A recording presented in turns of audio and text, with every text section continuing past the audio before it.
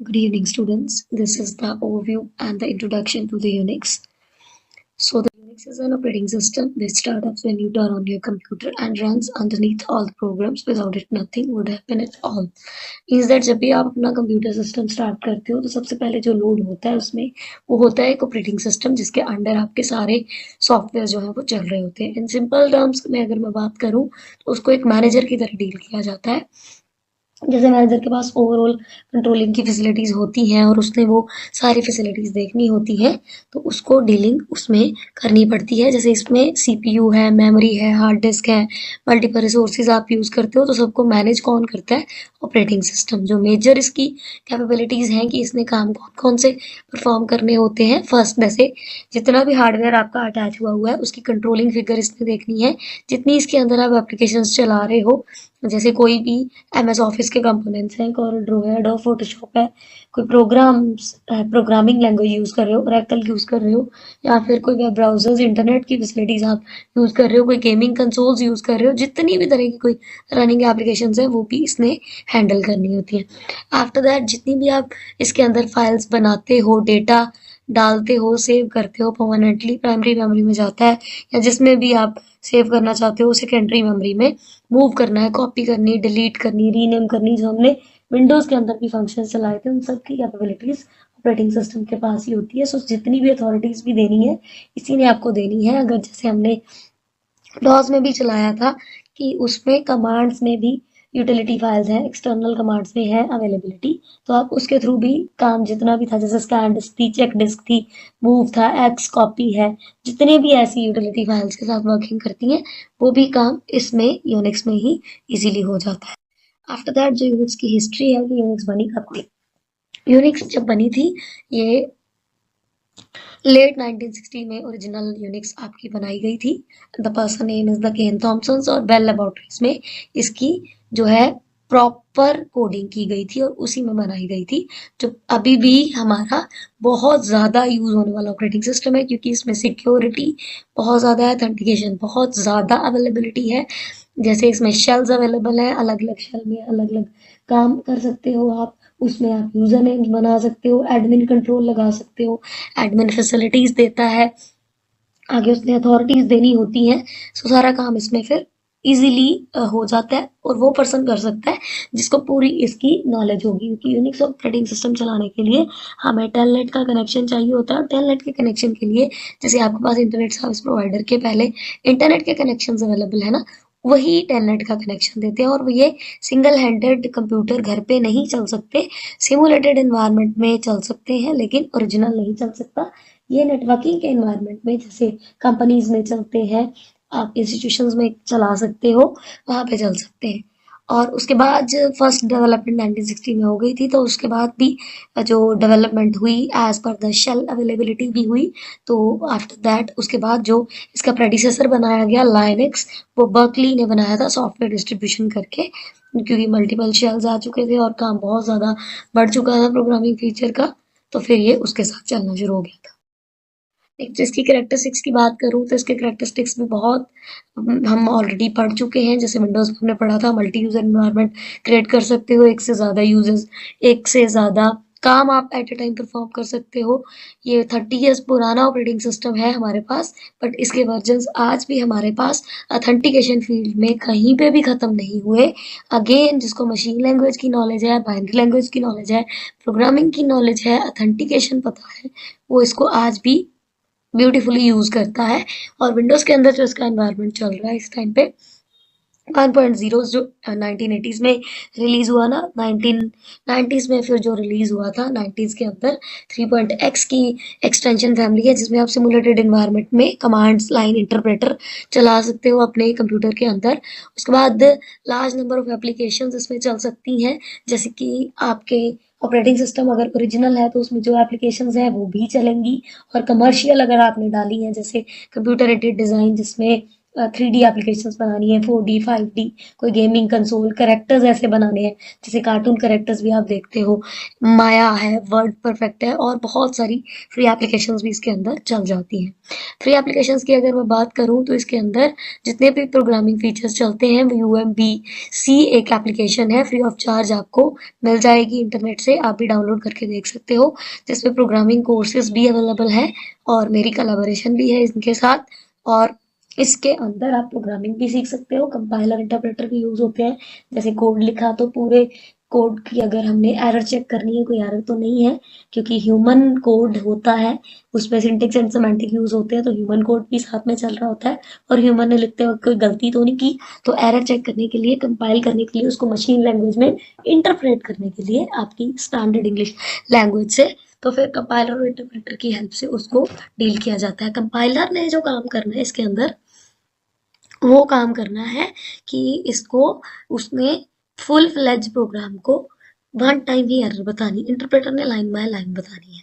और इसके साथ ही लाइनक्स का भी इन्वायरमेंट आप इसके साथ चला सकते हो, फ्री एप्लीकेशन UMBC में ही अवेलेबल है। And another part is the, इसके साथ रिसोर्सेज बहुत कम जो यूज पड़ते हैं क्योंकि ये ओल्ड फैमिली कंप्यूटर है, बेयरली रन होते हैं, बहुत कम लोग इसको रन करते हैं, बट जो रन करते हैं उनके पास क्योंकि अथेंटिक कंट्रोल बहुत ज़्यादा होता है, शेल की कंट्रोलिंग फिगर होती है, तो उस रिसोर्सेज की ज़रूरत नहीं पड़ती, सिर्फ और सिर्फ लॉजिक की ज़रूरत होती है और आप अपना अथेंटिक रोल इसमें प्ले कर सकते हो। इंटरनेट की जितनी भी डेवलपमेंट हो रही है, जितने भी आप वेब सर्वर्स देखते हो अपनी कंपनीज के, इंटरनेट सर्विस प्रोवाइडर्स के या कोई वेबसाइट्स के, अपाचे वेब सर्वर भी इसके साथ चलता है, बहुत सारे वेब सर्वर की एप्लीकेशंस भी यूनिक्स के थ्रू। सो कैरेक्टरिस्टिक्स के बाद ये है हमारे parts of the Unix operating system. As per the operating system, kernel is the first part as per the structure of the Unix operating system. Kernel जो होता है basically heart of the every operating system होता है क्योंकि इसमें हर तरह की memory को डील करना होता है, सेकेंडरी हो, प्राइमरी हो, कैश मेमोरी हो, कोई भी मेमोरी हो, इनपुट आउटपुट रिक्वेस्ट जितनी भी आप इसको देते हो डेली बेसिस के ऊपर, प्रोग्राम कोई भी शेड्यूल करते हो, कोई भी काम करते हो, तो इसलिए इसको heart of the operating system बोला जाता है क्योंकि इसने सारे फंक्शंस प्रोवाइड करवाने हैं, हर एक की हैंडलिंग करनी है और बेसिकली हार्डवेयर एंड सॉफ्टवेयर के बीच में एक इंटरमीडिएटर का काम जो है वो ये करता है एज अ ऑपरेटिंग सिस्टम। उसके बाद इसकी आते हैं shell and graphical user interface. Shell जो होते हैं, बहुत सारे शेल हैं, जैसे सी शेल है, कॉर्न शेल है, पॉन शेल है, जेड शेल है, बाश शेल है, जो मैं आपको अभी आगे जाके पढ़ाऊंगी। मल्टीपल शेल्स के अंदर अलग अलग काम होता है, किसी में हम सिर्फ कमांड्स चला सकते हैं, प्रोग्रामिंग चला सकते हैं, यूटिलिटी फाइल्स इसकी चला सकते हैं, अलग अलग लाइंस बेस्ड होती हैं। जो ग्राफिकल यूजर इंटरफेस में इसका चलना होता है ना, वो कर्नल की हेल्प से जो सिमुलेटेड एनवायरनमेंट पे आप चला सकते हो। और इसके अलावा इसके स्ट्रक्चर में बिल्ट इन सिस्टम यूटिलिटीज होती हैं, जैसे पाइप्स एंड फिल्टर्स आप लगा सकते हो, एडिटिंग कर सकते हो, एडिट की विंडोज जैसे मैंने आपको डॉस में भी दिखाई थी, इसमें भी अवेलेबल होती है। यूटिलिटी फाइल्स उसकी एक्सटर्नल कमांड्स के थ्रू भी चलती है, इसमें भी चलती है। एंड इसके अलावा एप्लीकेशन सॉफ्टवेयर जितने आजकल आप चला रहे हो या यूटिलिटीज जितनी भी चला रहे हो ऑलरेडी इसके अंदर चल रही है क्योंकि इसके शेल अलग अलग टाइप के काम तो करते ही रहते हैं। सो इसके अलावा स्ट्रक्चर में ये बेसिकली यूटिलिटीज और फाइल्स के लिए ज़्यादा जो है इसकी कंपैटिबिलिटी होती है, जो कि विंडोज ऑपरेटिंग सिस्टम हैंडल नहीं कर पाता as per the authentication level की। यूजर नेम और पासवर्ड उसमें होता है लेकिन इसमें admin control with the authentication control with the privilege दिया जाता है, जो कि विंडोज में हम नहीं दे सकते। ये है फ्लेवर्स ऑफ द यूनिक्स कि कौन कौन से पार्ट यूनिक्स के मार्केट में अवेलेबल है या क्या आप यूज कर सकते हो। ओपन सोर्स भी होते हैं, प्रोप्राइटरी भी होते हैं। ओपन सोर्स होता है कि जो सब यूज कर सके, कोई उस पर पासवर्ड लगाने की जरूरत नहीं है, कोई भी ऐसी कॉन्फिडेंशियल चीज ना हो, पब्लिकली सारे स्टूडेंट कर सके। जैसे आपका एक सिलेबस होता है कि पीजीडीसीए में किसी ने भी आना है तो कभी भी आया है तो उसने ये सिलेबस ऑलवेज पढ़ना ही पढ़ना है, तो ये ओपन सोर्स है। प्रोस्पेक्टरी है जब कोई चीज के ऊपर असेस ऑथेंटिकेशन लगाई गई हो कि सिर्फ और सिर्फ वही यूजर्स देख सकते हैं जो कि इस एडमिन के साथ कंट्रोल में एंटर हुए हैं और वो काम कर सकते हैं जिसमें पासवर्ड लगे हुए हों। सो ओपन प्रॉस्पेरिटी के अंदर हमारे पास जो मार्केट में यूनिक्स के फ्लेवर्स चलते हैं वो है सोलारिस, एरिक्स एंड मैक ऑपरेटिंग सिस्टम, जो कि यूएमबीसी मेरी कोलैबोरेशन भी है यूनिवर्सिटी के साथ। आइदर इंडिया में पढ़ो, यूके में पढ़ो, यूएसए में पढ़ो या ऑल ओवर वर्ल्ड कहीं पे भी जाके पढ़ोगे तो यूनिक्स ऑपरेटिंग सिस्टम अथेंटिकेशन ही मिलेगी और ऑलवेज आपको बेस्ट ऑपरेटिंग सिस्टम दिया जाएगा। ओपन सोर्स में जो होता है मॉडिफाई कुछ नहीं कर सकते, जो है एज इट इज आपको यूज करना पड़ेगा। जैसे इसमें ओपन सोर्स में फ्लेवर्स जो यूज होते हैं इसके वो है फ्री बीएसडी, रेड हैट आपने सुनी होगी, जैसे एप्लीकेशंस भी रेड हैट की आजकल चल रही है, मैंडरेक है, डेबिन है, सूज है, स्लैकवेयर है एंड और भी बहुत सारे फ्री यूटिलिटी सॉफ्टवेयर जो है एज पर कंट्रीज भी यूज किए जाते हैं। इसके अलावा लाइनक्स का कुछ बेस्ड चीजें आई थी जो 1991 में लिनस टोरवाल्ड्स की तरफ से जो है स्टूडेंट्स के लिए बनाई गई थी और वो भी मैंने यूएमबीसी में ऐड कर दी है।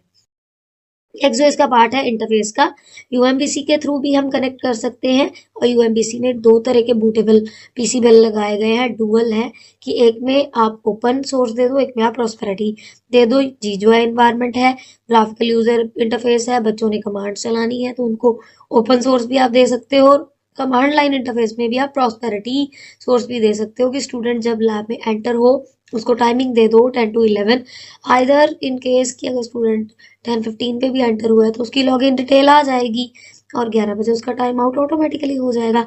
अगर कोई स्टूडेंट टाइम पे एंटर हुआ है तो उसकी टाइम पे एंट्री होगी। सबसे पहले टेलनेट का कनेक्शन जरूरी है यूनिक्स के लिए, उसके बाद आप रिमोट कंप्यूटर से कनेक्ट करोगे। जैसे एडमिन कंट्रोल मेरे हाथ में होगा तो रिमोट कंट्रोल मेरा होगा, रिमोट सर्वर टीचर का होगा और यूनिक्स सर्वर के साथ आप अटैच करोगे।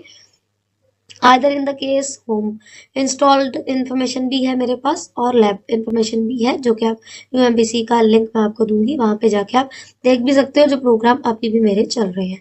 सेम सर्वर के ऊपर मल्टीपल चीजें चलती हैं, कमांड लाइन भी चलती है, प्रोग्राम इंटरफेस भी चलते हैं, इसके मल्टीपल शेल्स भी चलते हैं, ग्लोबल लेवल पे भी चल जाती है ये, लोकल मशीन्स पे के ऊपर भी ये इसमें भी चला सकते हो। इसके अलावा जो ग्राफिकल यूजर इंटरफेस है इसका, अगर लोकल इन्वायरमेंट पे हो आप तो आपको एक यूजर नेम पासवर्ड दे दिया जाएगा, आप लॉगिन स्क्रीन में एंटर करोगे यूजर नेम पासवर्ड के साथ।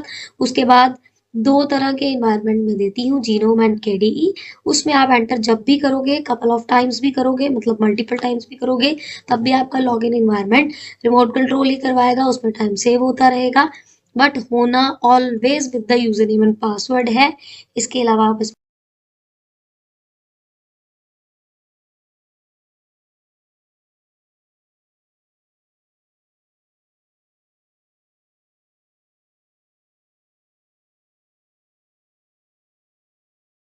एंटर नहीं कर सकते। ये है जीनोम का एनवायरनमेंट, ऐसी स्क्रीन उसकी होती है। अब मैं एक एप्लीकेशन इसमें यूज करती हूँ जिसमें कि हम इसका पार्ट जो है वो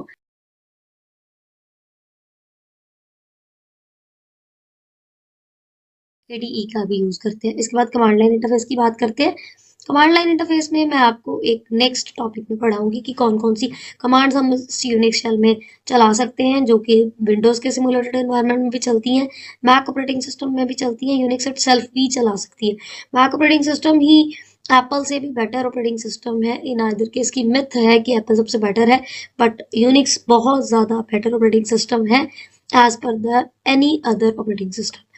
इन दिस केस की कम्युनिकेशन करना हो, लोकल टर्मिनल ने करना हो, रिमोट सर्वर ने करना हो, कमांड लाइन इंटरफेस में भी ऐसी कमांड्स हैं। आप मेल भेज सकते हो, जैसे चैटिंग कर सकते हो, जैसे ऑनलाइन आप चैटिंग करते हो, कमांड्स के थ्रू भी चैटिंग इसमें हो जाती है। टाइम परमिशंस लगा सकते हो, रिमोट कंट्रोल वाले कुछ कमांड चलाते हैं, कुछ कमांड्स ऐसी हैं जो सिर्फ लोकल वाला चलाता है। सो कमांड लाइन इंटरफेस में भी बहुत ज़्यादा ऑथेंटिकेशन लेवल है। उसके अलावा ये इसका टर्मिनल है जिसके लुक इन पावर जस्ट जैसे डॉस की मैंने आपको दिखाई हुई है, हमने चलाई भी हुई है ना, तो ये वैसी ही होती है। इसके बाद जो यूएमबीसी का पार्ट चलता है कंप्यूटिंग इन्वायरमेंट में, यूनिक्स का पार्ट भी चल रहा है, उसमें अकाउंट क्रिएशन भी है, विंडोज में भी लॉगिन हो जाते हैं, हर जगह लॉगिन हो जाते हैं। और इंजीनियरिंग के स्टूडेंट जो है वो लाइनक्स में भी पढ़ रहे हैं, नीचे मैंने लिस्ट दे दी है, आप इस लिंक को भी चेक कर सकते हो ऑनलाइन जाके, आपको लैब लोकेशन भी मिल जाएगी एचटीएमएल के थ्रू। आप इसको इंटरनेट के वेब सर्वर के ऊपर जाके एड्रेस बार में इस लिंक को डाल के असेस भी कर सकते हो, जो कि मेरा प्रोग्रामिंग इन्वायरमेंट है with the multiple universities. And अब बात करते हैं इसके शेल की, जो कि मैं स्टार्टिंग से आपको बोलती आ रही हूँ। और शेल इसका बहुत इंपॉर्टेंट पार्ट है जिसमें हर तरह की फाइल डिस्क्रिप्शन है, फाइल्स हैं, पाइप्स हैं, फिल्टर्स हैं, हर तरह का पार्ट जितना भी कर्नल ने हैंडल करना है, अलग अलग शेल्स भी हैंडल करते हैं। शेल मैंने आपको अभी पहले भी बताए थे, जैसे बॉर्न शेल है, सी शेल है, कॉर्न शेल है, बाश शेल है, जेड शेल है। बॉर्न शेल सबसे पुराना शेल है, जब यूनिक्स बनी थी तो तब भी ये ओरिजिनल शेल है। जो ओरिजिनल यूनिक्स चलती है वो इसी शेल के थ्रू चलती है। और जैसे डॉस में सी प्रॉम्प्ट आपको दिखता है, इसका डॉलर साइन होता है। 1977 में ये तो डेवलप हो गई थी। इसके बाद क्योंकि प्रोग्रामिंग बहुत ज़्यादा आ गई थी, जनरेशन में भी हमने पढ़ा था, तो 1978 में सी प्रोग्रामिंग भी आ गई थी, फिर सी प्लस प्लस आई, सी हैश आई, सी डॉट नेट आई, एंड इवन दैट जितने भी सॉफ्टवेयर आप देखते हो उसका कोड भी डेवलपमेंट सी में ही किया जाता है। उसके बाद कॉर्न शेल डेवलप किया गया 1983 में, लेकिन इसमें क्या था कि बॉर्न शेल की कैटेगरी भी थी, बट इसका कोड जो लिखा गया था फिर प्रोग्रामिंग में लिखा गया था। बॉर्न शेल का कोड जो था टोटली कमांड लाइन इंटरफेस था, प्रोग्रामिंग नहीं थी उसमें। लेकिन कॉर्न शेल के अंदर चेंजेस की गई, अपडेशंस की गई, क्या उठाया गया, command line interface plus programming के अंदर, मतलब सी प्रोग्राम के अंदर उसका कोड डेवलप करके एक नया बॉर्न शेल बनाया गया, जिसमें आप मल्टीपल सी शेल के जो फीचर्स थे, इधर सी हैश है, सी नेट है, या जो भी इसकी आपने प्रोग्रामिंग चलानी है किसी भी तरह की, तो वो कॉर्न शेल में चला सकते थे। जो बैश शेल है, ये बेसिकली बॉर्न शेल का ही प्रोनाउंसिएशन फीचर है। Either in the case of GNU के प्रोजेक्ट में 1989 में भी ये यूज हो चुका है, और इसकी रिप्लेसमेंट बाद में कर दी गई थी। Bash, bash is the word develop from the Bourne shell, and backup compatibility में ये अलग अलग प्रोग्रामिंग के साथ भी वर्क करता है, यूटिलिटी फाइल्स के साथ भी वर्क करता है, फिल्टर्स जो इसके पाइप हैं, स्ट्रक्चर है यूनिक्स की, सबके साथ ही इसकी बैश शेल की वर्किंग चलती है। और जो लेटर ऑन आया था सबसे बाद में शेल, वो था जेड शेल, जो प्रिंसटन ने 1990 में डेवलप किया था।